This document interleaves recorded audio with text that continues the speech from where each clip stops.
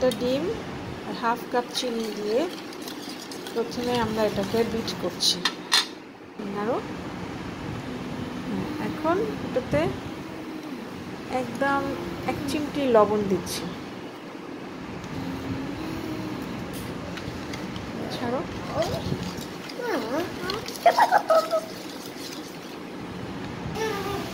1/4 cup oil দিচ্ছি, দিয়ে আমরা আবার বিট করবো। এটা 1 কাপ ময়দা, 1 চামচ বেকিং পাউডার দিয়ে দিলাম ময়দার সাথে।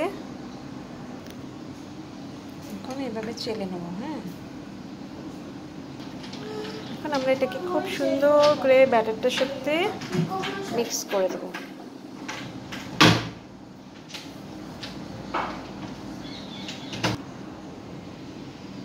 তারপরে একটু একটু করে দুধ আমরা মিশিয়ে নেব।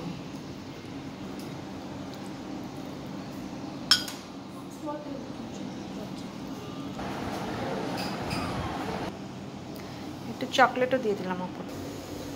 এইভাবে চুলার মধ্যে বসিয়ে দিয়েছি, বসিয়ে এটা দিয়ে দিলাম, এটা দিয়ে দেবো,